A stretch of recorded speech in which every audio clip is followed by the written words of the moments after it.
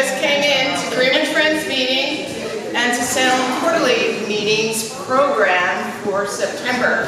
For those of you that don't know the machinations of Quakerism, we have a quarterly meeting, Salem Quarterly meeting, that is a kind of a coalition of the 6 Quaker meetings in South Jersey, which is Mullica Hill, Mickleton, Woodbury, Woodstown, Seaville, Salem, and Greenwich.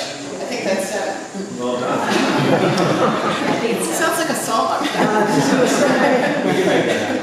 Anyway, thank you very much for coming. This program kind of evolved. It reflects the input of the Greenwich Friends Committee for Peace and Social Concerns and Salem Quarter Steering Committee.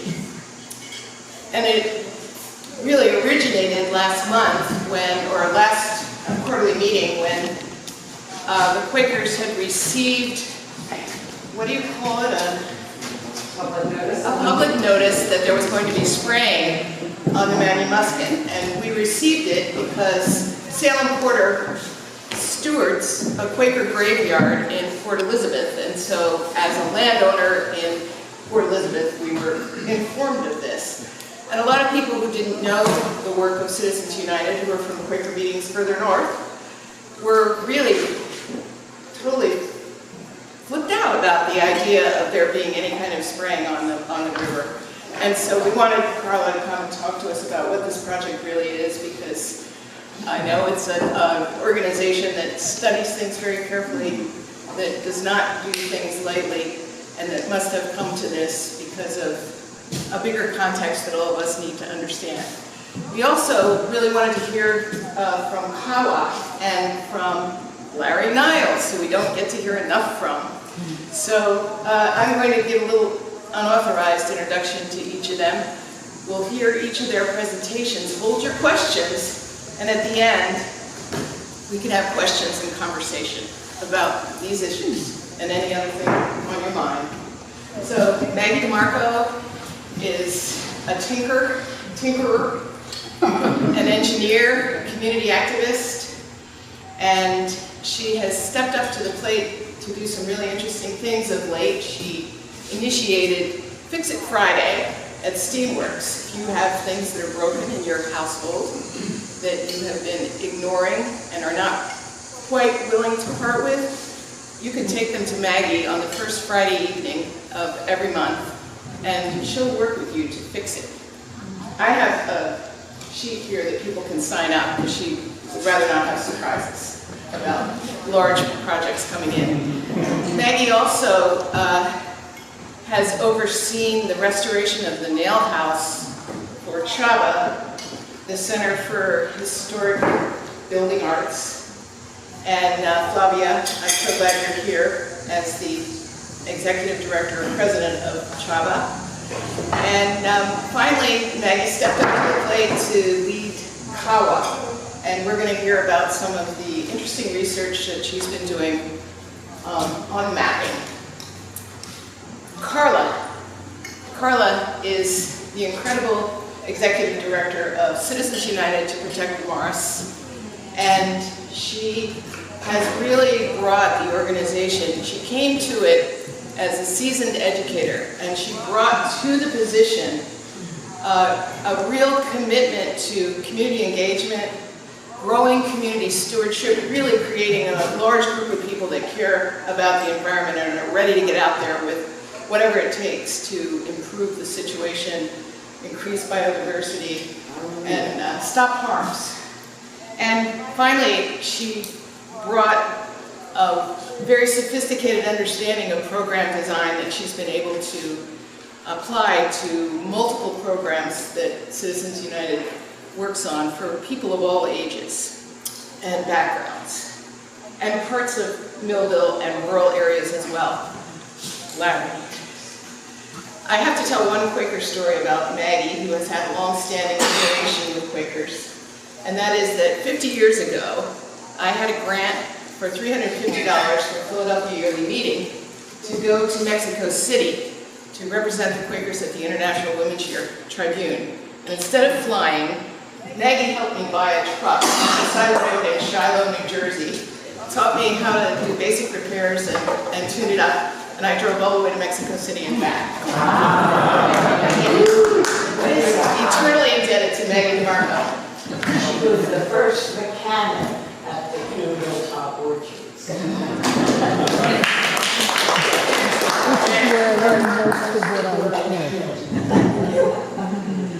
Larry, I've known for 25 years, and when I first met you, Larry, you were the head of the endangered rare, I always get the Endangered Species Program. The endangered species program in the government of the state of New Jersey. But he was really much more than that. I don't think I had ever met anybody who was as incredible at building partnerships. He just did not stop. If government couldn't do it, forget it. He just found somebody in the not-for-profit world. Even when I first met you, you were the inspiration for the founding of Conserve Wildlife by Linda Tesaro. It was totally a team effort between the two of them. And it created a not-for-profit organization that's still around today that focuses on threatened species.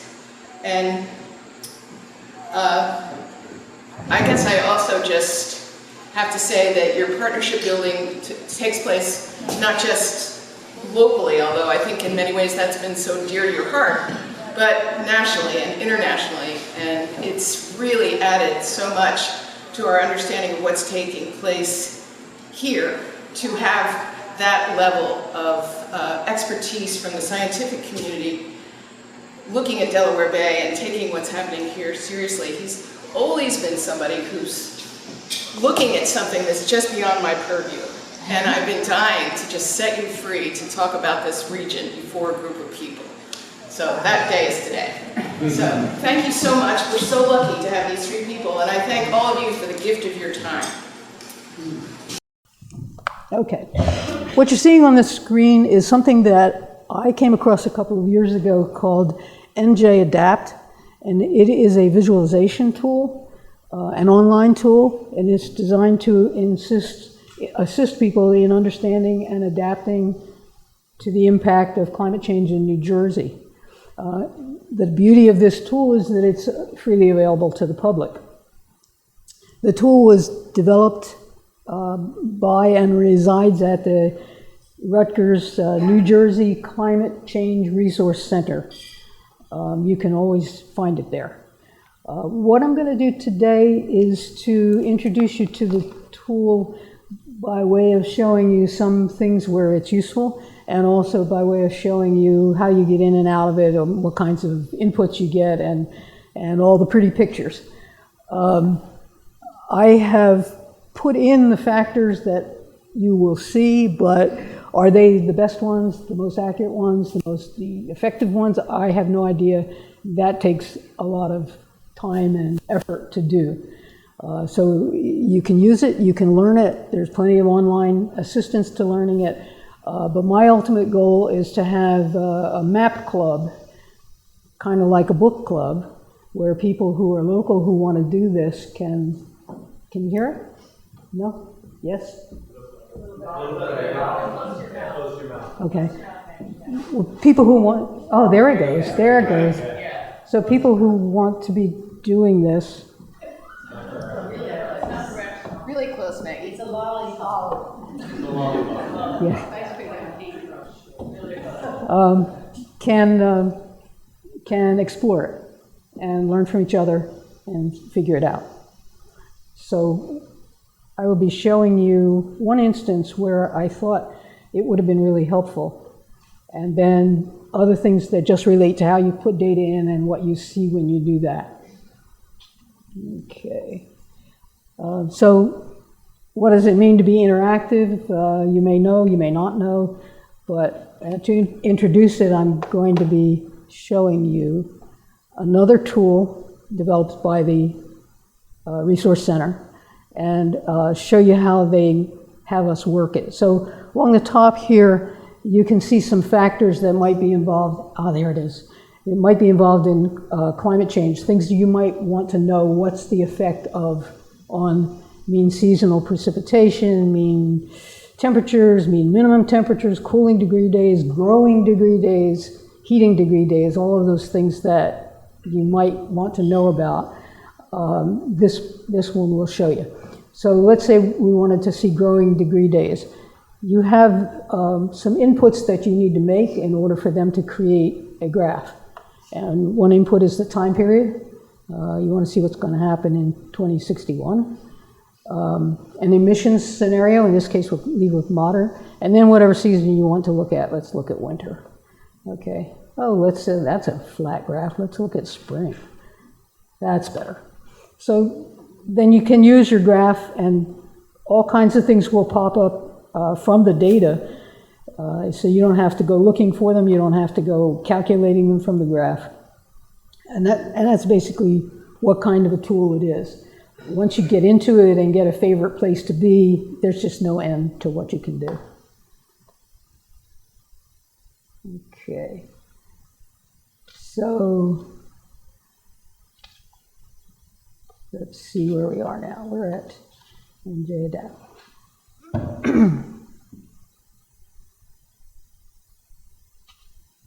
Got all that. So returning to this one, you see the listing of various categories of work that the Climate Change Resource Center does. In the project areas is New Jersey Adapt and several others. There's, There's also Climate Corps and some research and webinars and conferences and some attention to criminal justice issues. There's climate news and information, various reports that they make, technical assistance that's available, and so on and so forth. We're going to be looking at New Jersey Adapt. Okay, so I want to tell you a story. To do that, we need a PowerPoint. Okay, this is Salem, and in Salem there was a landfill which is now capped. Probably has been capped for 25 years, or at least it's been closed for 25 years. And recently, a couple of years ago, I guess, I came across somebody who was talking about the fact that there was a proposal that a local recycling company was making to do cement recycling to build a plant on top of that capped dump site. My first thought was, wait a minute, caps are only allowing you to dig a few inches under the cap, so how does that work? But my second thought was, wait a minute, Salem? What do we know about Salem other than that it's surrounded by water? So I show these just to orient you. This is Route 49. It goes through Salem, goes out towards towards Quinton and Bridgeton, and this is where the old landfill was originally sited, and that's the kind of place they were looking at. So see you have the Salem River, you have lots of marshlands, and so my second showing was, I'll read the overview. The former city landfill located on Tilbury Road in Salem City. The site is a landfill that was in operation for over 30 years and has since been closed and capped. The city has been developing the site for a solar energy project and has also considered using it for other purposes, such as a recycling center and potentially for a future waste processing facility. I knew that there were people opposed to it, but I never heard an argument about water. So I thought, well, let's see what we would learn if we did the water part of it. And so you can put a lot of factors into your selection of maps. This particular one shows the water levels in Salem based on a 2018 scenario in which there were some strong offshore winds. So here is where the old landfill site was, and you can see from there to there what the difference in water coverage is. This legend shows you for the various colors what the range of depth of water is. The next criteria that I looked at was a design criteria that the state of New Jersey has recently developed. It's for inland design mostly, but it talks about what if we plot the 100-year floods that FEMA tracks, but also add 3 feet. And they did that for a scientific reason that you can look up for yourselves. But again, with the legend, you can see that the darker blues are 10 to 20 feet of water, 5 to 10 feet of water, so on and so forth, 3 to 4 feet of water. So you see that the old landfill site has very little access to it in that scenario, and is probably not going to get any better. What was interesting was that nobody used the water argument for their objections. It turns out that City Council finally did say that they wouldn't do that on the land site, but I just thought probably could have taken a lot less time if somebody showed them a map. Okay. How did I? All right. So that's Salem.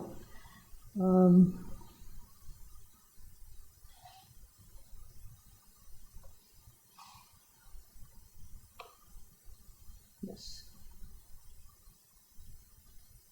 The next thing I wanted to show you was how we do some inputs into this.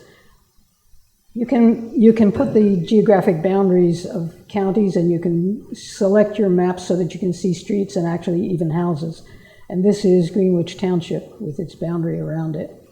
And in this particular case, the colors have to do with showing the tidal marshes and Phragmites dominated wetlands. This brown is where Phragmites was when they used this model, whatever it was.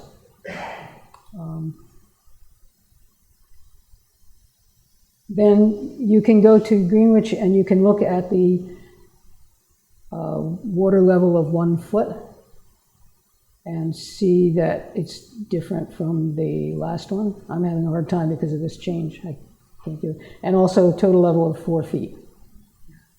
Okay. So the other thing I wanted to show you was Greenwich Pier on Market Lane. This is as it is now. Again, the brown is Phragmites. This is the incursions of 1 foot of water. You can see that the road is getting a little bit blurry here. And this is at 4 feet. The road is clearly underwater at this point, so are a lot of other things.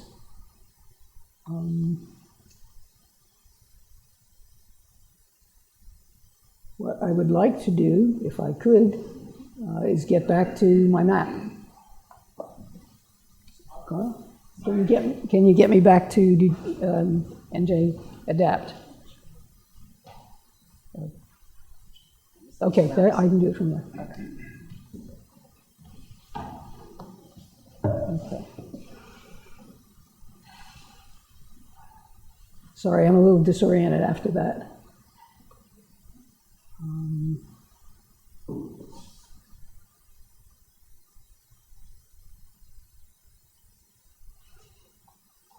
NJ Adapt has a lot of tools to it. I chose to start playing with Flood Mapper. Here's Flood Mapper. And that's the slides that you just saw were the result of doing that. So if you go to the Flood Mapper, you can do it. There are instructions that describe the various factors you'll be working with, and you read through them or don't, as the case may be. But if you wanted to set up something like getting to Greenwich on this map, you start with a search.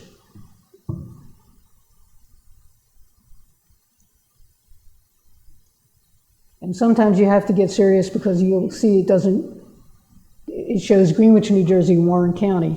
So you have to get better than that, and you have to do Township and Cumberland.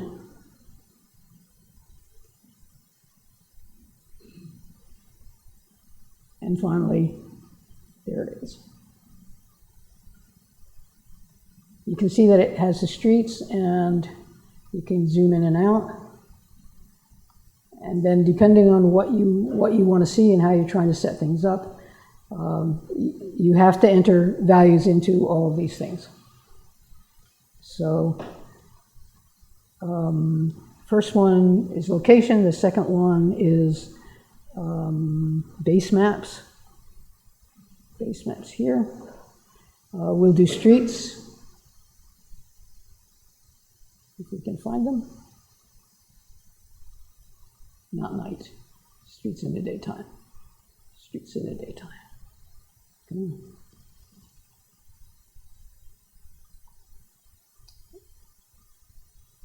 And then we're going to do the total water level tool. This is where you get the base of the work you're going to do. So there are a number of topics here, and the first is tide gauge, and it shows you places where tide gauges are done.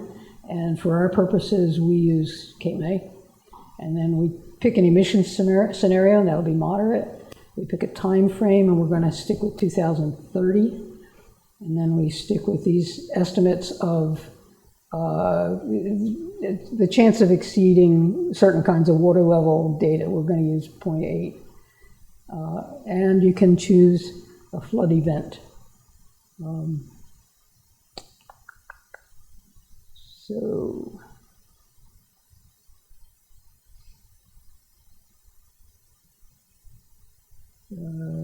you could choose, for example, Hurricane Sandy. You'll notice now that your total water level is 4 feet. You add that to a screen over here, and it shows you what that looks like at the 4-foot level. So what incursions have been made, and you can get as close or as far away to them as you want. There is a legend always over here that shows you where you are and what the parameters are. So your levels of water, your water levels are shown in color this way. In addition to that kind of setup, we're going to look at map layers and the boundaries of the municipality. And they show up over here. And then we're going to do infrastructure on map layers. And we're going to pick tidal water public access, just for the heck of it. So anybody who boats probably knows that certain places are located here. Takes a minute for the map to show. So anything that's a purple dot is going to be a place where you can access tidal waters, a public access to it.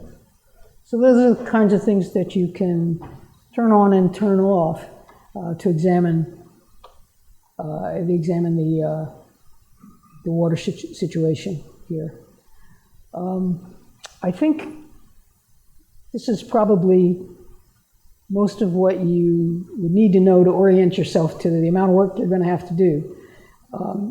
In all of this, I can't promise you that any of the factors that I've chosen are the right factors to be chosen for the thing you want to know about. That's where the study comes in, once you learn to move around the maps. But I wanted you to see these things, because one of the things I'm trying to do is find out who's interested in playing with this, and have a learning group, basically. There's way too much complication for it. What's beautiful is that the Resource Center will assist us in answering questions and explaining things. But there's also an awful lot of explanation just chuck through this whole place. Every once in a while you'll find a little note. It'll explain a whole entire design aspect of things that you get to either understand or not understand, but you can choose it if you want, and then you can watch the effects of it. Visualization seems pretty important to me. I think people can see it if you do it well. I'm not sure I did it well this afternoon, but what I would like from you would be some feedback. I have feedback sheets. They're over there. If we run out of them, I'll take names. If you happen to be interested in joining me on this project, then I would ask you to give me some contact information. Otherwise, you don't have to. So, thank you. Thank you.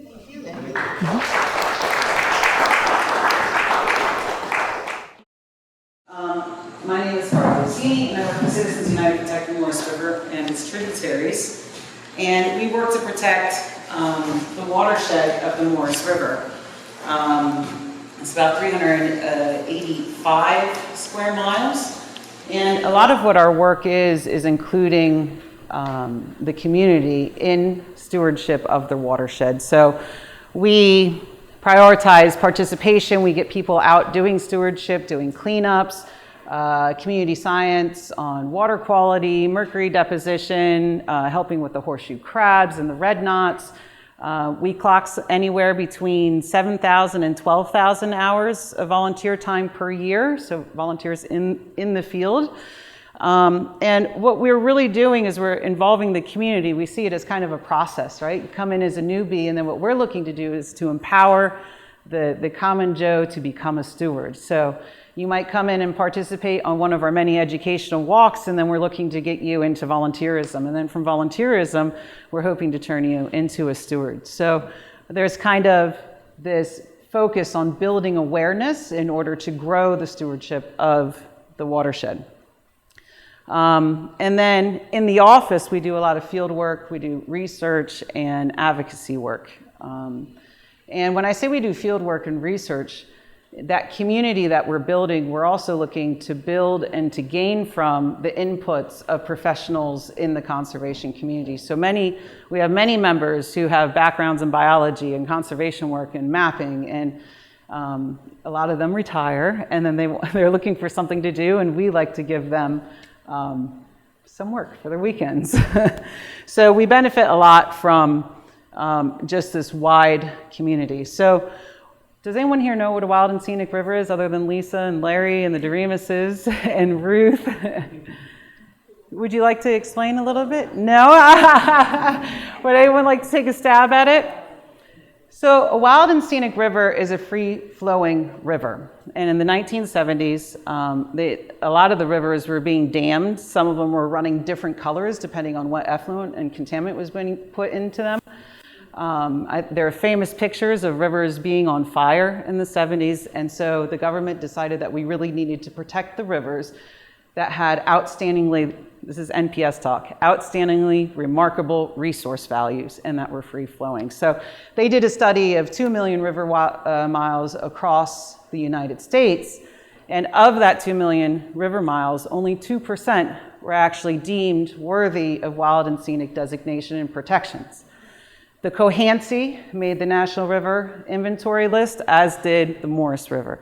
In the case of the Maurice River, another study was conducted to see if we fit the criteria of a wild and scenic. Did we have ORVs? We have tons of ORVs on the Maurice River. Now, ORVs, outstandingly remarkable resource values, are cultural and natural in character. And so in 1993, the Wild and Scenic Maurice River was designated as part of the National Park Service system. About 32 miles were included. So essentially, when you're out there paddling or walking along the bluffs, you're looking at a habitat that has been deemed of national and national significance, global significance. And so we contract with the Wild and Scenic program at National Park Service to implement what's called the Comprehensive Management Plan for the river. And in that management plan, it lists the different ORVs. I taught literature for a long time, and I used to tell my kids, like, the power of summarizing is key, and I am very, very bad at it. So you guys are gonna get the long version of whatever I've done. So I highlighted a few different of the ORVs in the system, but for this project, I would like to talk mostly about New Jersey's largest stand of wild rice, which is a freshwater tidal plant. It is a keystone species which supports avian population, fish population, and just the overall biodiversity, which is one of our ORVs. And another species, flora species I'd like to focus on is the sensitive joint vetch, which is a federally listed plant, and it's globally rare. So the Maurice River watershed is uniquely positioned in the world and in New Jersey. So this is kind of a crude showing of how we're positioned. So this is the outline of the Pinelands, which has a high percentage of preserved land by New Jersey standards. This is the Delaware Bay with a vast complex of wetlands, Ramsar designation, and we're also situated along the Atlantic Flyway. So another one of our ORVs is the avian utilization of the river, the utilization of migratory species. And a lot of this has to do with the habitat quality, with the amount of land that's preserved in the watershed, and also this wild rice, right? It's a keystone species. Class, does anyone know what a keystone species is? Go ahead.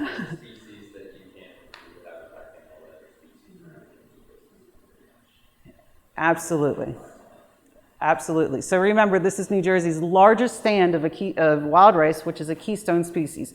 A species that's essentially the foundation of the food web for an area.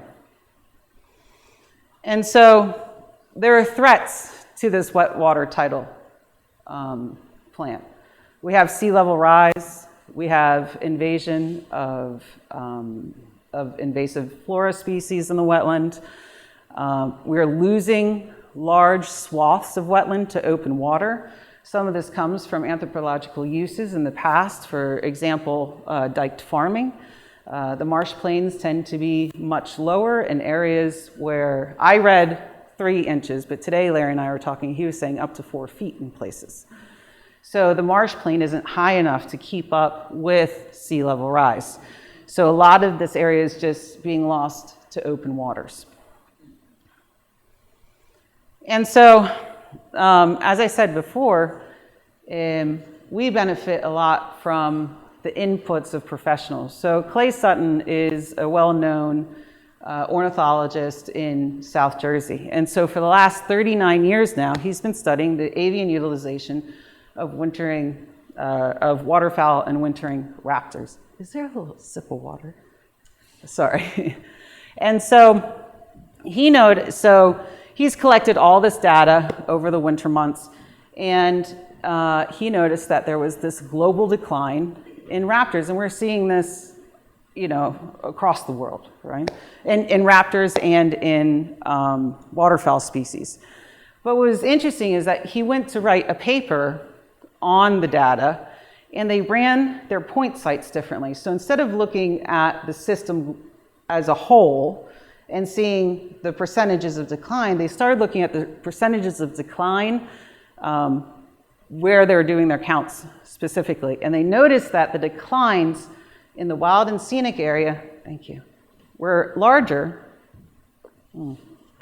higher than south of essentially Morristown, south of the designated area.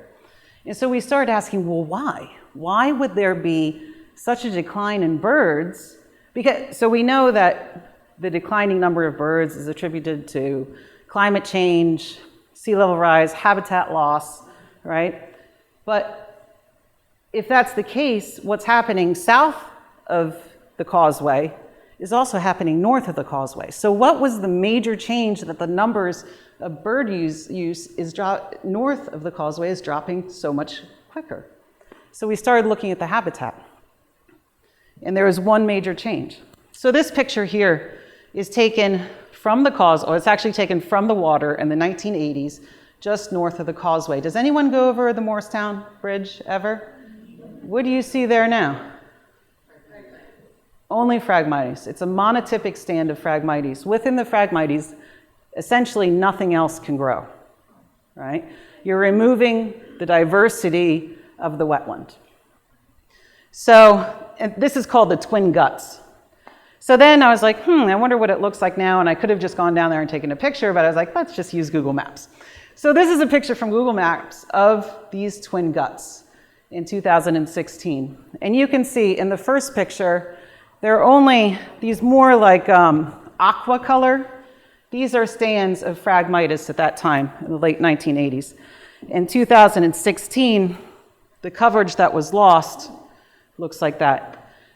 And we said, oh my gosh, we need to start being able to tell this story. How do we tell a story? Where do we begin to tell the story? A mapping exercise, right, Maggie? Of course, a mapping exercise. So we have a volunteer who is a former ArcGIS specialist, mapping specialist, who worked for NJDEP. And it turns out that the NJDEP land cover has a code for Phragmites, right? Like that's how substantial the coverage of Phragmites is that it has its own code. So there's like rural code, code for rural areas, a code for suburban areas, a code for industrial areas, and a code for Phragmites. That's interesting. So we said, well, we don't really have like a historical comparison, right? So we went back to the 1970s. We're very fortunate that in New Jersey, we have mapping of the wetlands from 1976. So we went to these maps and we said, okay, well, let's see what the Phragmites coverage was in 1976. We have 3 dots. 1 dot at Morristown, 1 dot at the Muskie, the one just north of the Muskie Bridge. That was all the coverage in 1976. So we said, okay, we got to keep building this story. So we used the NJDEP mapping to make our own coverage map of Phragmites within the wild and scenic area. So here you'll see that this is the causeway here. That's the causeway. Wild and scenic starts about right here. All right? So we noticed that with the mapping, NJDEP was showing 730 acres of wetland lost, the monotypic stands of Phragmites, between, well, we had 484 in 2002, and in 2015 we had 730 acres lost to Phragmites.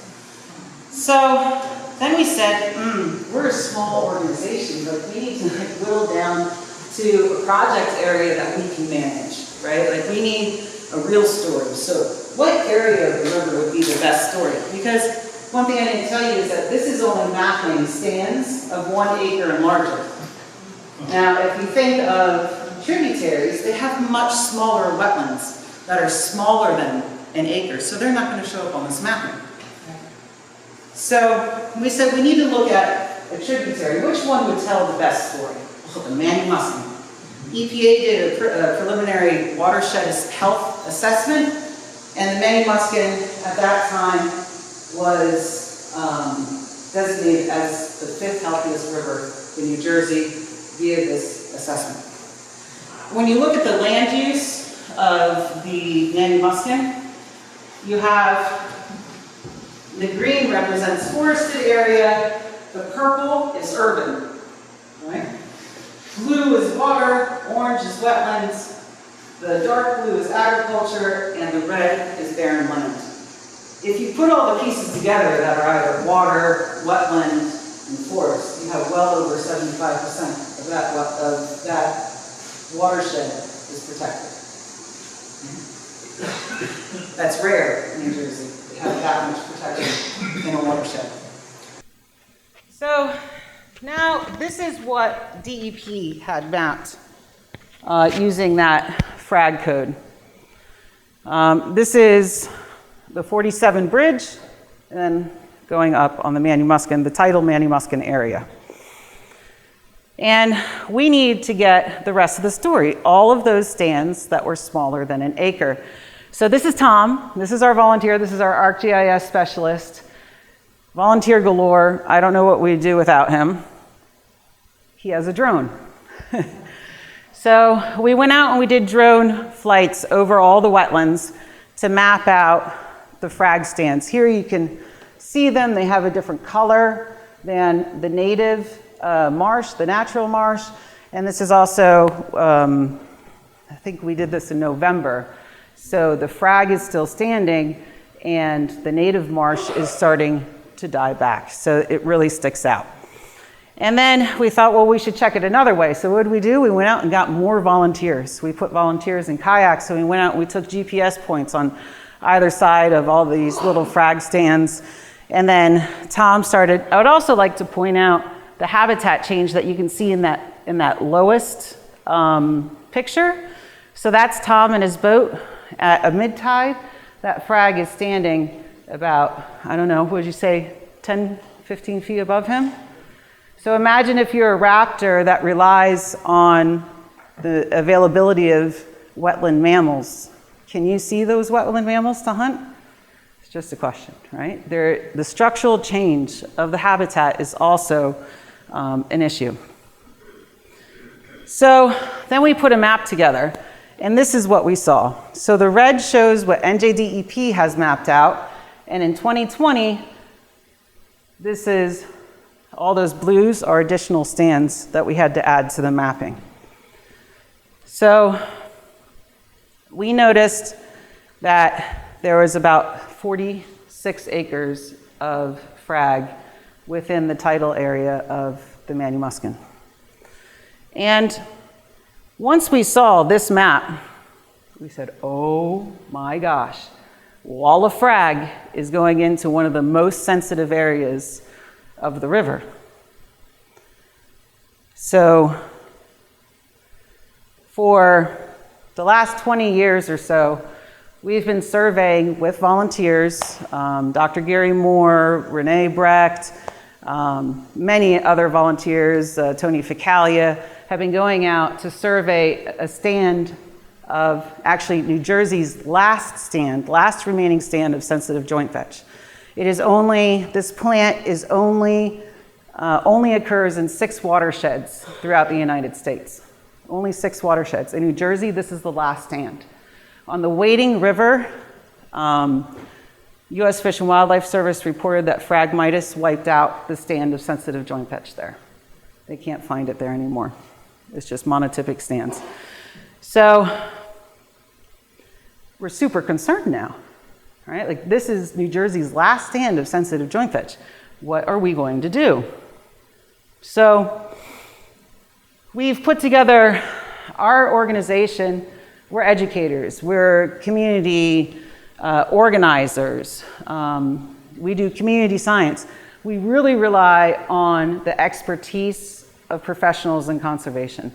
So as part of my grant applications, I put together a scientific advisory team. These are all the organizations who have lent to this project. When we were working with the environmental consultant, he was interviewed by a team of 5 of these conservation organizations. Well, the applicants were interviewed by them, and our plans were reviewed by these people. We received a grant from Restore America's Estuaries to the tune of $300,000. We were given that grant in 2023, and I'm still doing administrative work for it. All I've done since June of 2023 is writing the war and peace of grant writing and reporting. And the reason why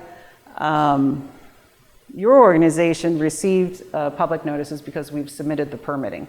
And for permitting, we have to let anyone within 200 feet, any property owner within 200 feet of the project, know that the project will be happening.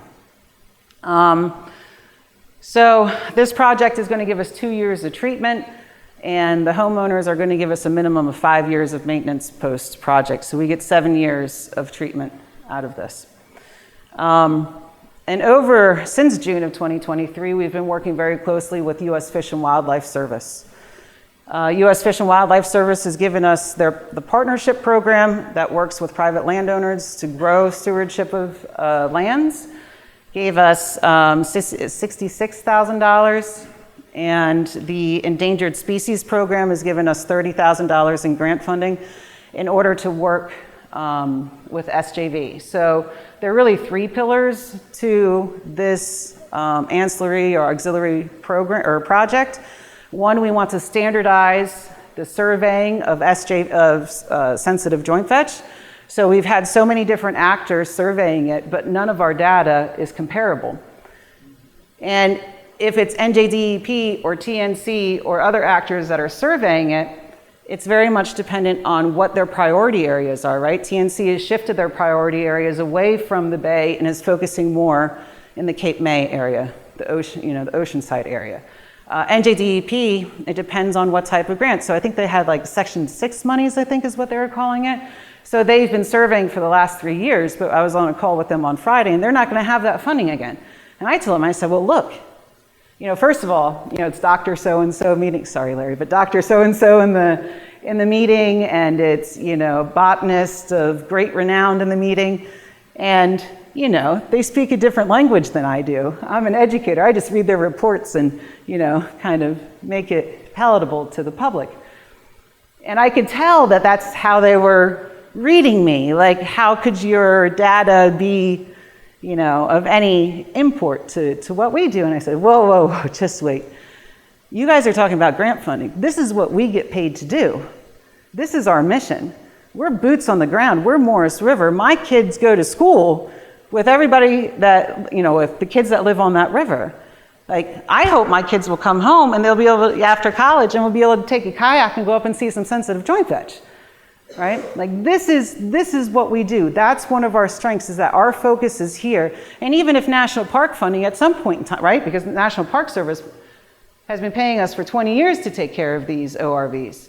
So even if their funding were to end in the situation of everything, our members support this work. This is what we do.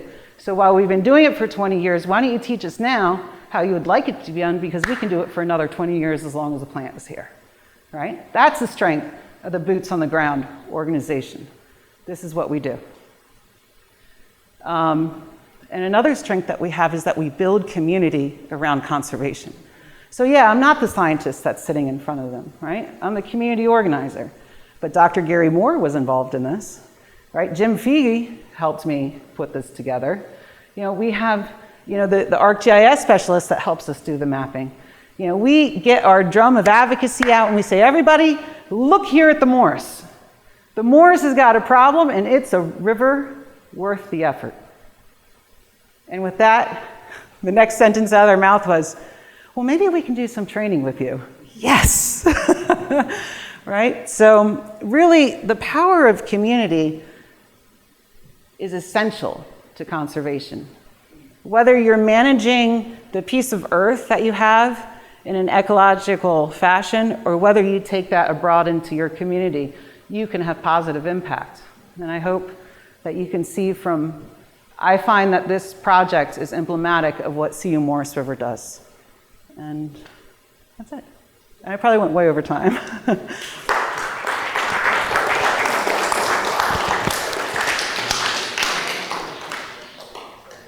I'm just wondering if you could share really quickly, like, a little about Phragmites. Like, I assume it's an invasive species from another country, or like, is it all over the U.S.? So, to my knowledge, it's mostly an issue on the East Coast. And what's funny is, one of our plants, Spartina alterniflora, when you go out west, it's an invasive species. So remember that, ecology, the environment doesn't, follow political lines, right? So Phragmites. Phragmites is from Eurasia. They believe that it came over in the hulls of boats that was used as ballast, and that's how it got started here in the 1700s. But it didn't really start to proliferate in our area until about the 1980s. Right? Phragmites, it creates a monotypic stand. It can outcompete other plants. So we're doing, as part of this project, we've started 3 studies to capture the biological response to treatment. So right now we're doing our baseline surveys, we're doing nectin, so fish surveys, we're doing avian surveys, and obviously the SJV surveys, but also rapid assessment of vegetation response after treatment. And so in the fish surveys that we've done, we've set up 4 different locations with 6 sites at each location. So we have 3 locations. We have 2 locations that are in monotypic stands of frag. We have 1 location that's in alterniflora, and we have another location that's in wild rice. In the frag stands, so what we're sampling for is for minnows. In the frag stands, we're pulling out about 2-5 minnows, some crabs. When we go into the alterniflora, anywhere between 30 to 60 minnows, right? The frag, because it creates this monotypic stand, because it removes the diversity of the wetland, and because the species that are natural to here don't recognize it as a food source, it doesn't support the food web, right? And so we can see that from, it changes the structure, and not an ornithologist, maybe that would be a better question for you, Larry, but it changes the structure. So some of the species that some of the raptor species where we've seen more decline are those that feed on rodents, marsh rodents, right? So if they can't see the marsh plant and they can't hunt it, then the food could be there, but now the structure's changed and they don't know how to function within that new habitat. I wanted to start off by saying a kind word about Lisa. So I've spent, 30, 40 years studying wildlife. A lot of it changed in the 90s because of the controversy over shorebirds. And at the time, the fishermen were hammering the horseshoe crabs. And, they were blaming all the decline in shorebirds on problems in the Arctic, problems in Terra del Fuego where the birds were migrating. They're going from the Arctic to Terra del Fuego, and then on their way back they stop at Delaware Bay, the key site, the building weight, and then they go on to the Arctic to breed. And so, I was a state biologist. I was head of the Endangered Species Program, so there's no way I could get money from the state to go and check out these arguments. And so Lisa was the program officer for Dodge Foundation, and she raised enough money so that we could go to the Arctic and Terra del Fuego for 5 years. Like, we nailed it. It was because of Lisa. In my 10 years of affiliation with the Dodge Foundation, it's the only time they funded an international project. Wow. Yeah, and I also want to say something good about CU. It's now CU Morris River. It's not Citizens United to protect the Morris River. You know why? Because you go to conferences and you say that whole thing. Yeah. Really, in all my experience, all through the U.S. and in other places, CU stands out for exactly the reason that Karla said. It's a member-based local group that does really excellent work in place. It's not trying to save the world, it's trying to save Morris River, and that's really what drives protection, which is a big part of my talk. So, I also want to say that I now lead 2 groups. One is the Wildlife Restoration Partnerships, which is a group of researchers who conduct restoration of marshes and beaches, and we do research around. That's important to this talk. And I also lead co-lead the Horseshoe Crab Coalition with Dave Mizrahi. So if ever you want to know anything about horseshoe crabs, go to the website horseshoecrabrecovery.org. Okay, so I'm not going to talk a lot about shorebirds. This is about the Delaware Bay ecosystem, which I have been studying since the early 80s. And my talk is basically starts with the abundance that was once ubiquitous in the bay. It was lost. Why was it lost? Who was the people who suffered the most? And then are there better systems than the system we have here? And then I'm proposing something.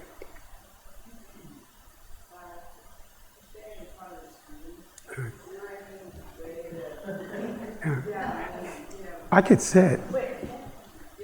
Or you can, Okay, yeah. want to bring that chair over? No, it's good. Sure. Yeah. I think you could sit here. Bring the chair over. Thank you, Maggie. Thank you, Maggie. Watch now, this is a real mess here. I'm going to bring it away from the screen. Okay. Thank you. Good, now I can see it too. So, you know, we are of an elderly generation. There may have been people who remember the abundance that we once had in Delaware Bay. I mean, this is historic. Oysters, crabs, horseshoe crabs, shad, sturgeon.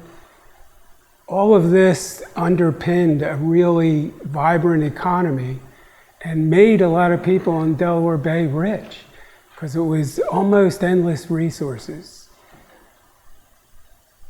And even into the 80s, that's when I started here. Although I grew up in Pennsylvania and, you know, we've hunted and fished down here when I was young. Even then, weakfish were abundant. Weakfish especially, because Fortescue called itself the weakfish capital of the world. And it meant something. There was head boats going out, there were small boat commercial fisheries, small boat, and then at the same time, there was a new source of funding, which was the shorebird migration. When I started, the shorebird migration was one of the largest concentrations of birds in the world. Not shorebirds, birds. And so this was, the spirit in the 80s was, okay, let's just work on the small problems.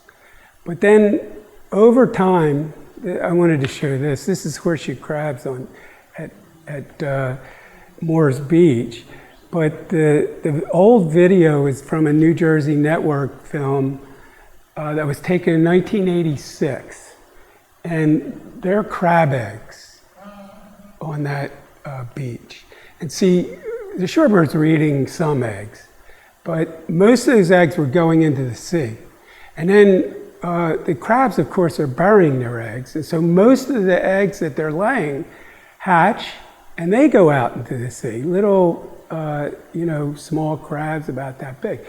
So a big part of that fishery was horseshoe crabs. So the question is, the question is, what happened to all that abundance? So, starting with the shorebirds, where, you know, I was involved and Lisa helped and so on. Once they started harvesting horseshoe crabs, and I'm using the word harvest, and that's not fair. It should be the killing or the mining, because they live until they're 20, 30 years old. They don't breed until they're 10 years old. So when you overdo it, it's hard to come back again. So this is the take. See, it went up to 2.5 million. And then all of our battles, this is the time that I was going to Arctic and Terra del Fuego and all that. You know, we wrestled it down to this, but it's still, if you look at the egg counts, we've been doing egg counts since the mid-'80s. We were getting egg counts as high as 200,000 per square meter, like on the surface. So that's what you were looking at there. But then by the 90s, we were down to 50,000 eggs per square meter, but still 50,000 eggs per square meter. Now it's 5,000, sometimes 10. So just wiped it out. And then the shorebirds followed. This is the red knot numbers. They just kept going down, down.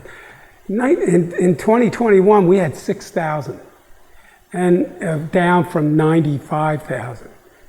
And in the shorebird migration in total, so 6 different species, I had done flights in the 80s. 1.5 million birds were in Delaware Bay. And see, it was so big that there were people coming from all over to see it. I'm going to talk about weakfish. Now, I'm not a fisheries biologist, but what I've learned is that fishery biologists aren't very good biologists. Some of them are real smart, but most of them are reined in because the people above them are telling them what to say. And when I was in Fish and Wildlife, I remember fishery biologists that were fired because they said the wrong thing. So I'm just, letting them off the hook. So the 2024 update of the management plan for weakfish reaffirmed that the stock has been depleted since 2003. Depleted, that means, below measurement. And you can see in this graph. Now the other thing you can see is that it parallels the decline of horseshoe crabs. See, weakfish, horseshoe crabs, they were part of a system.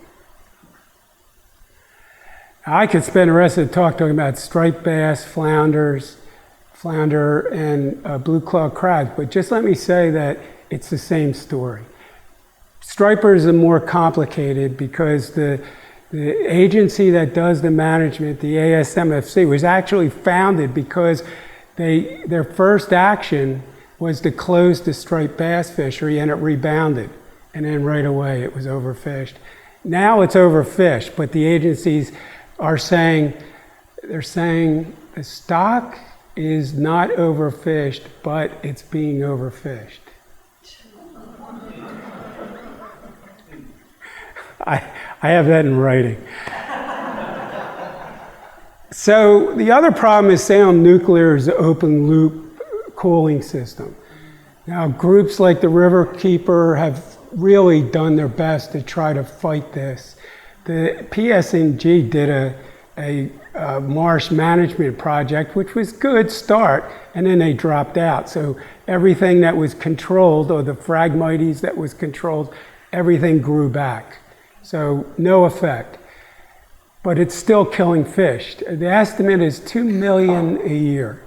So one of the impacts, one of the factors causing the decline of fish is this. And they don't allow it anymore in new nuclear plants. But New Jersey DEP continues to permit this open loop system. It's an open loop in that, like a closed loop is they take water in and it just circulates. Open loop is they just keep taking more water. Now, fisheries, more than anything else, is an ecosystem issue. But yet the agencies only manage on a single species basis. So, decline in weakfish, well, it may be because they're a response to other issues, other species, decline of other species, but none of that's considered, just weakfish. So when they did it was obviously wrong, and so they did an ecosystem project. They focused on menhaden, because menhaden are vital to the Delaware Bay estuary, as they are to most estuaries. Except the omega-3 industry is taking somewhere around 80% of each year's stock without any consideration for any other species. And so they developed an ecosystem project. Now, if you look closely here, this is the concept of marine fisheries ecosystem. It's all about the Atlantic coast. There's nothing about Chesapeake Bay, Delaware Bay, Long Island Sound, Buzzards Bay, none of that. It's all about the Atlantic coast industries. This is the way they see it. This is a mess. Nobody can understand this. It's not useful to anybody except, oh wow, that's really complicated. But see, what happens in the meantime, these industries, like it's blood for horseshoe crabs, it's omega-3s, it's herring for canning, it's the shad are gone. Basically, everything that you can catch in a net is taken to its extreme because nobody is considering what's the impact to other species. This is the shape of things. Now, it doesn't have to be this way. The Pacific coast is not this way. And I can testify because our son has a restaurant in the Bay Area. And when he goes to catch fish, it's fish from the area. It's not from Chile or somewhere else. It's from the Bay Area because they're managing for the people that live in the area. Now the key, so in other words, they manage 119 species and almost all of them are in good shape. And the few that aren't, they're working on.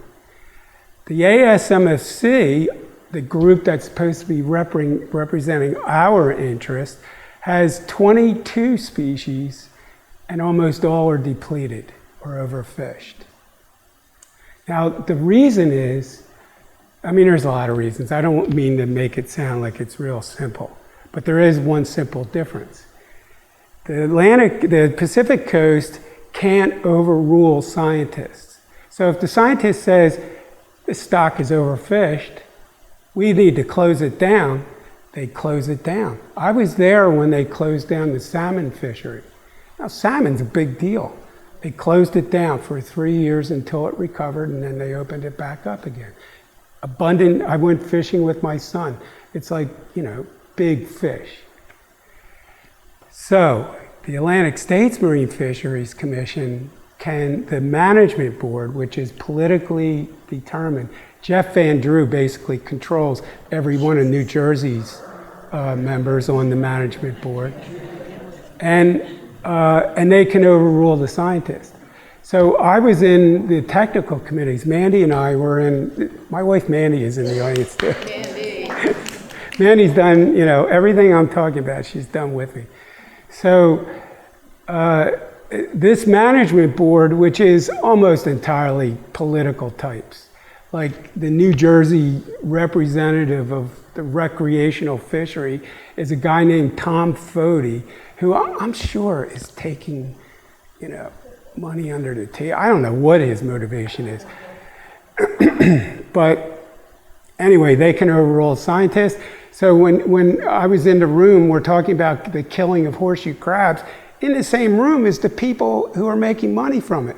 The blood industry, the bait industry, and they're telling the fishery biologists, the management board, never accept that.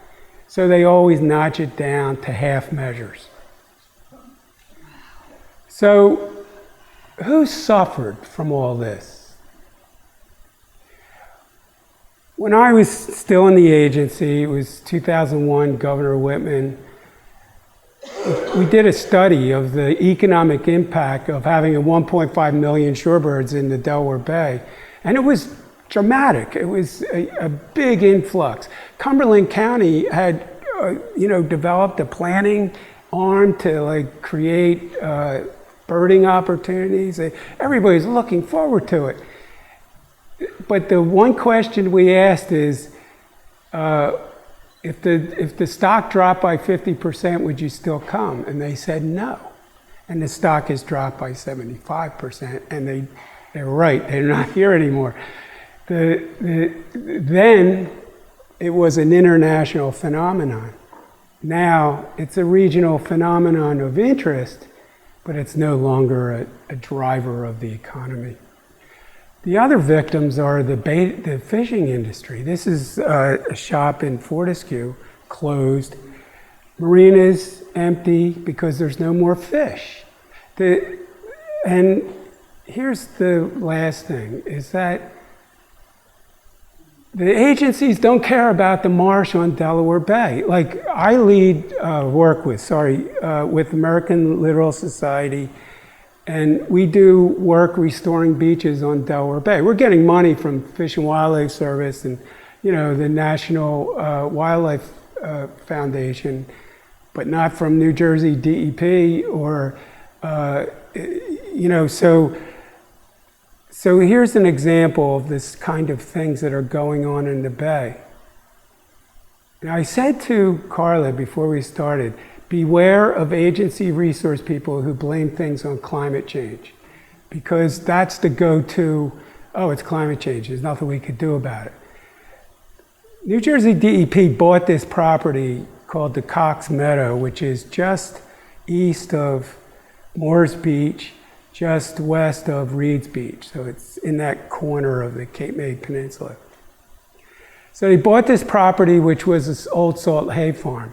And instead of managing the collapse of the salt hay farm, because salt hay farms dike and they keep out the tide, and that stops nutrient inflow and the compaction from the tractors and taking off nutrients and not putting them back.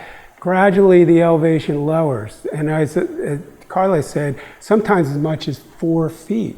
And so when you break out the dikes, it turns into a mudflat because vegetation can't grow in that far under the water. So the destruction and then the result. It's now a bay. It's water at low tide. So we lost 400 acres of marsh. We lost 1 mile of beach, and nobody did anything about it except watch. I know the DEP people are there's the DEP people who say, oh, we got to do something about climate change, but there's also DEP people who say, hey, let it happen and see what happens. So the agency is like neutered in that way. So, is there a better way? And, I've been thinking about this for decades. And, because, the idea was, let's fight. Let's fight the ASMFC, let's fight this, let's do studies, let's, you don't know this, okay, we'll go out and study it. But nothing stops this, because at the heart of it is industries that have lawyers that are making sure that there's no change.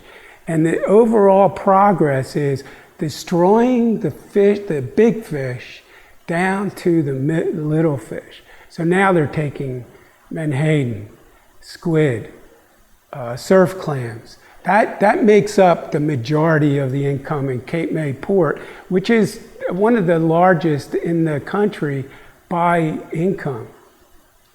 So basically, reducing the estuaries down to their lowest common denominator and then hammering that, because that's what corporations want. They want stability. They don't want, this year it's good, next year it's bad. They want to be able to go out there and catch, 100 million metric tons or whatever it is. So is there a better way? So I've been doing a lot of work in South America, and I think that the Brazilians have a better way. Wait, yes. So, is that, no, sorry, I'm looking at one screen. So we were studying shorebirds on the northern coast of South America. The Amazon is right here. We were studying these mangrove peninsulas that ended up in these really pristine wild beaches. And, but what I came to learn is that the Brazilians have this system of protection called resex areas. And it was started by this guy, Chico, who was murdered. And so anyway, they created the ICM Bio, which is a group of scientists and managers that started all of these reserves in the Amazon basin. So the Amazon is right in through here. And the resources from those resex areas go to the people that live there first. So everybody else is excluded. And okay, this is Amazonia, but in the area that we were working in, they created these resex areas that are dedicated to traditional fishing communities. And so, these are very remote. There's no electricity. They have generators, very poor. But all the fish in that resex area is dedicated to those communities. Now, there's a lot of shenanigans, as you would expect. There's corruption, there's lack of enforcement. So I'm not saying it's the best. A better example is the lobster fishery in Maine. Now, the agencies wanted to manage the lobsters in Maine. just like they manage in like Massachusetts and in New Hampshire.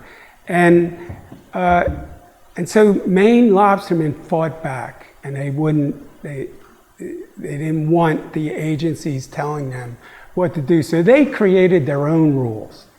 And the lobster fishery in Maine, the main problem is there's so many lobsters, they have to worry about the price. So they're doing a good job, better than any of the agencies, because Massachusetts and New Hampshire don't have a big lobster population anymore because it's managed by agencies.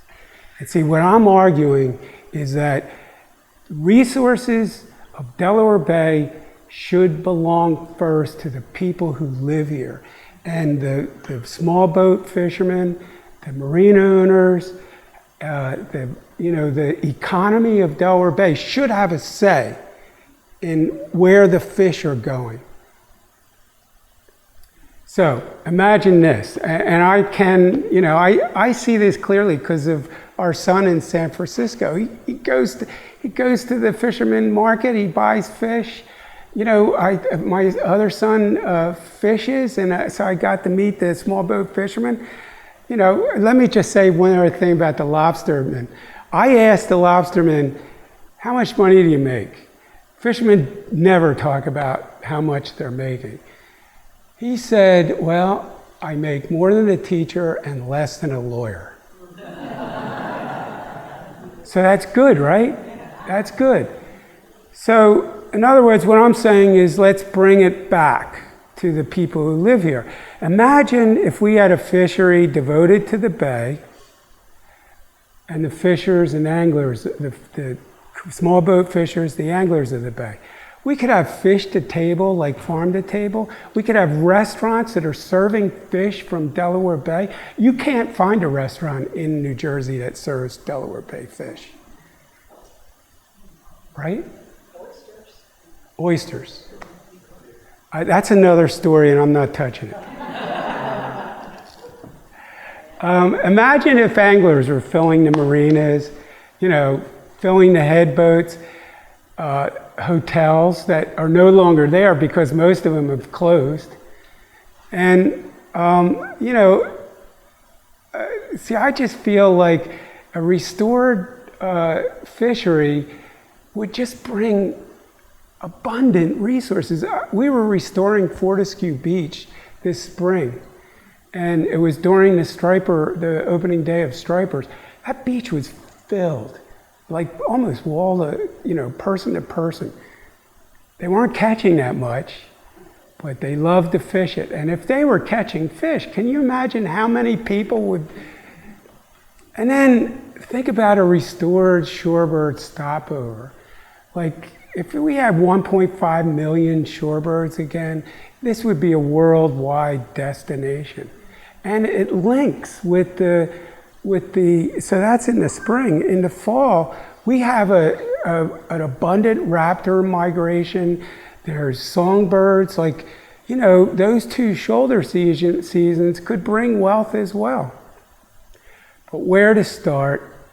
I'm not, I'm kind of I am an idealist, I guess, but I'm also pragmatic about this. How do you ever change this system? So my group, Wildlife Restoration Partnerships with American Littoral Society, proposed a project to the National Fish and Wildlife Foundation that has a Delaware Watershed granting program. This is the only complicated slide I got. So the goal was to establish a stakeholders group that composed of environmentalists, but also business owners, small boat fishers, the people who represent the economy of Delaware Bay, as well as the sensitive resources. And then develop a group of metrics that characterize everything I talked about. Weak fish numbers, young of the year, whatever, horseshoe crab eggs. But also economic activity, how much of the marinas are full, you know, shorebird-related tourism. I still have measures equity in here, but you know, the agencies don't like equity anymore. And then measures of the health of the habitat of the bay, the mud flats, the Phragmites areas, you know, things that measure the overall productivity of the bay. See, the idea here is that part of the problem is that nobody knows what's going on. And it's not by accident. We had to get Center for Biological Diversity to sue the state of Maryland to get the information on the bleeding of crabs that are coming from Delaware Bay. Because they have a rule that says nobody can see it except the agencies. So nobody can know what's going on. And yet, the biologists in the Bay, in New Jersey and Delaware, are conducting surveys every year of every species that I talked about. The data is available. That data is not protected by any rules, but it's buried deep inside DEP's incompetent website. So the first point is get the data out there so that people from the community can see what's going on and start taking positions. Like, you know, being against the harvest of something, fighting to ensure that the people who suffer the most have a role in the decision making on fisheries. I mean, it's happening in other places, but not in the US East Coast because we are so controlled by corporations. And remember, New Jersey, New York, you know, it's a Sopranos state. And so it's not just, you know, oh, we favor industries. It's also corruption. And so nobody's looking. That's basically what I wanted to say. I was going to say a few words about he who shall not be named.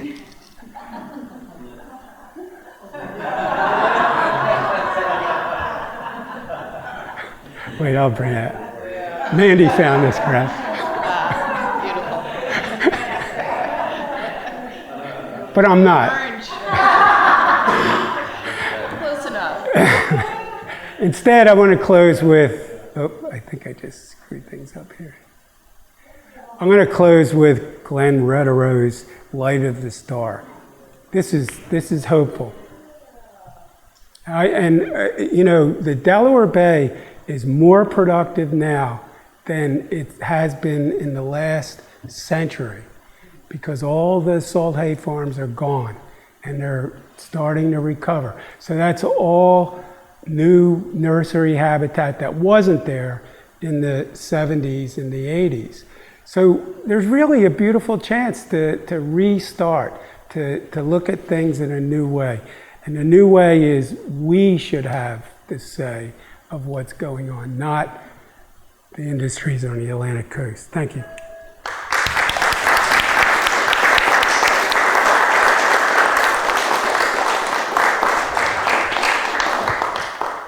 Now, can any of the decline at all be attributed to climate change?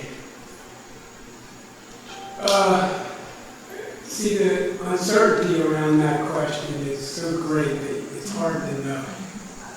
But what I could say that I wanted to say when Karla was talking is that the Delaware Bay marsh accretes naturally. And we've studied a marsh on Thompson's Marsh, on Thompson's Beach, for now 7 years. And we've documented accretion, just natural accretion, of about 4 millimeters a year, which is equal to the yearly increase in sea level. To be clear, you're talking about growth of the marsh. Yeah. Recession. So the marsh is responding to the increased height. The agencies won't recognize that. And see, us who live here, this is great because we know that marsh is going to protect us. You know, who knows what's going to happen? I know that that's true. I don't know what's going to happen with climate change. I just want to throw in that we've got a lot of marshes that are ditched and diked and damaged. And with some of the work Larry and his company is doing, trying to restore those marshes so they can accrete, we hope, a pace of climate change. So that's another flying ointment. Yeah, that's right. There's so much damage right now. Like we just started a project on Northwest Reach, which is actually on the northeast side of the Morris River.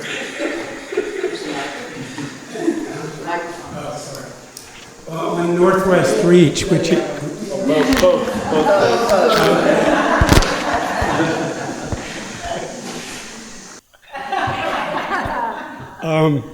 So we started a project on Northwest Reach on the Morris River across from the town of Port Norris. And that was an old salt hay farm that was lost and it's now a mud flat. And because it's right at that point in the river where, you know, it turns like this, the port's over here, and then it turns this way, Northwest Reach is right here. So if Northwest Reach goes, then the river's going to go straight through and it's going to dry out the port of Port Norris.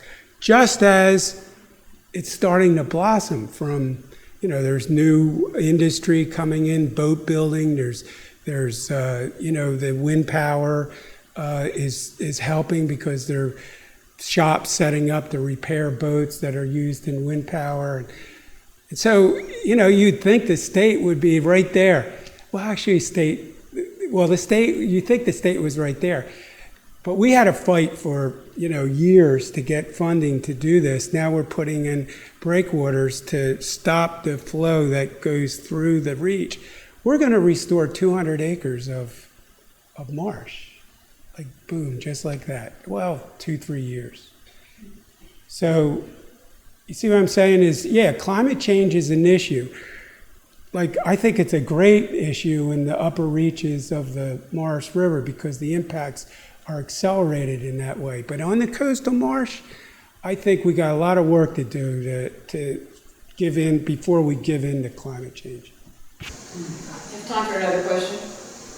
I sit on the Historic Sites Council, and we have been overruled many, many times by the head of EPA, the Environmental Protection Agency, DEP, in New Jersey. And I wonder if we can attribute a lot of this to, not to just Jeff Van Der, but to New Jersey politics, and whether we see any potential for change with a new administration. I don't want to get too political here, but obviously politics plays its role. I think the same circumstance exists here in the range of historic resources. I think the same situation exists for historic resources. I am, you know, confused why historic resources and natural resources are treated separately, because they're one. You know, our communities are historic and they're tied to the reason I say it's a similar situation is the Morris River Lighthouse, right? That should be protected, but it's not. They threw up those gabions, those sand-filled bags.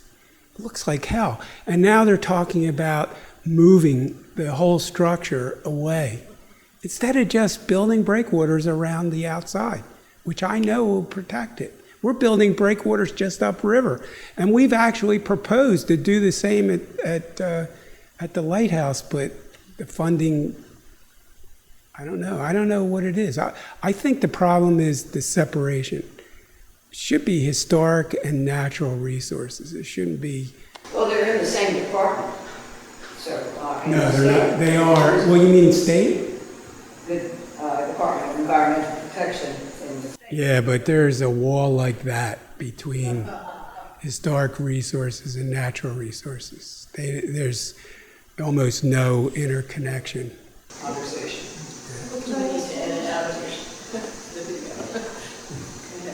Last question on sturgeon. Give us an update on the Atlantic sturgeon. I think sturgeon is the great tragedy of the bay. Because back in the day, probably, up until the 30s, they were catching sturgeon without hardly any effort. They were catching them on the flats. And then they were overdone, and then they came back.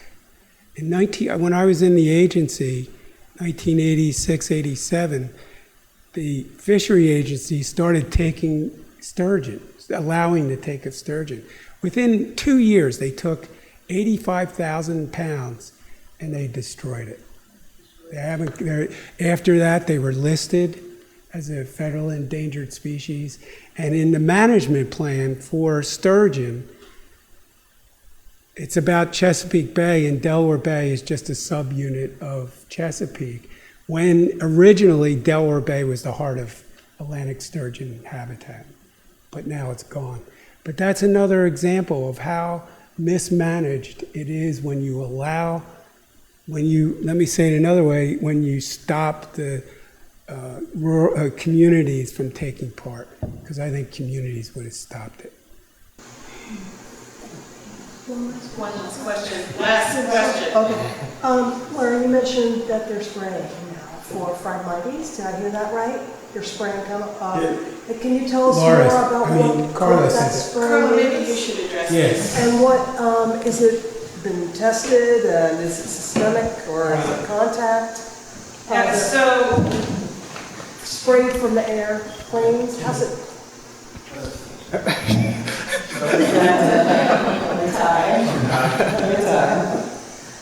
So the question is how? Is that And what? how and what? What is it? So That they're spraying, and how is it administered, and has it been tested safe? yes, so there were two choices to choose from. One is imazapyr, and the other one is the active ingredient in Roundup, which is glyphosate. So those are the two active ingredients in the treatment. So glyphosate, so PSE&G did many, many studies along the bay when they were treating the thousands of acres that they were restoring. And they did many different tests. They mowed, they had goats out there feeding on the frag, if goats can't kill it. They did imazapyr, they did glyphosate. Glyphosate was proven to be the most effective and safest. Imazapyr, so when we first designed this project, they were thinking, or the first consultant was thinking that they would do imazapyr on one side of the river, which is the side that the cemetery is on, and on the other side it would be glyphosate because the Pinelands doesn't allow imazapyr to be used. So after some research, it turns out that imazapyr has a longer half-life in the system, and it moves more than glyphosate does. So glyphosate, how they're going to be treating is they are going to be spraying it. The techniques of spraying is helicopter and the largest. They fly over the wetlands that are going to be closest to the river, away from the homes, and they treat. They control the droplet size, they control the nozzling. Every time that they push on the button in order to release the chemical, it's recorded in GPS. The next is a Marshmaster. So a Marshmaster is essentially a tank, right? It's a tank, amphibious tank. It can go on land, and it can also go kind of over short distances of water. And I actually had pictures of those things. So a person will stand on top, an environmental consultant stands on top, and they use a nozzle sprayer, and they spray directly on top of the Phragmites. Now the Phragmites is so thick and it stands taller than the Marshmaster, hence why it's standing on top. So they have to plan out their route for spraying via GPS, and as they're driving through, they can't really see where they're going. They have to do it via GPS. That would be done in the southern areas and closest to the stands that are closest to the shoreline. Then as you move upstream, we have to have different protocols in place, different methods in place, because now we're getting into the more sensitive areas, right? So that's where we're moving to backpack. So, a staff member that has a backpack on and is walking the marsh and treating these smaller satellite stands. And then when we're getting into the most sensitive area where the sensitive joint vetch is, U.S. Fish and Wildlife Service is going to be present to do that treatment. And depending on the positions of the sensitive joint vetch, will either go to a wiping technique or will go to a snip and drip. Snip and drip, you cut the frag and you drip a drop, or I'm going to say a drop, but you drip a drop of the chemical down into the reed. So there is a surfactant that's used that is like a binding agent. So that surfactant will make it so that the chemical sticks to the Phragmites. And there's a treatment window that has to be adhered to. So it's essentially September to October. The Phragmites is a little further behind right now, so we might be able to go into November. We're still waiting on permitting. However, what I wanted to point out is that once the plant is treated, how the chemical works is that the plant, when it senesces, so it goes dormant for the winter, will suck the energy down into its root. In the case of frag can spread by seed, but it's a more prolific spreader via rhizome, right? So it'll suck that chemical down into the rhizome, and the chemical is essentially stopping regrowth. In the area, historically, we had annual plants that made up the veg community. Wild rice, right, sensitive joint vetch. We do have more alterniflora moving in, and that's one of my complaints with, just saying everything's due to climate change. We can talk about that later, but because it is an annual plant community, the glyphosate doesn't affect seed, right? It affects the roots of the plants. So that is also going to help us. There's also proven data out there that Spartina alterniflora, which is also in the system, shows some natural resilience to glyphosate. So those would probably be the two dominant species, right? If you look at the coverage of the system, it's mostly wild rice and alterniflora. Of course, you have cattail in there, both native and non-native. You have your pickerel weed, you have sedges, a lot of nut sedge, rushes. What's also, just a side point, something I always like to say is where a sensitive joint vetch grows, there tends to be one of the highest qualities of vegetative diversity. So if you took a meter quadrat, right, a square, that's a meter, and you just throw it into the wetland and you count the amount of species that's in that square, the average is about 50 different species of plants in 1 square meter. So, does that answer?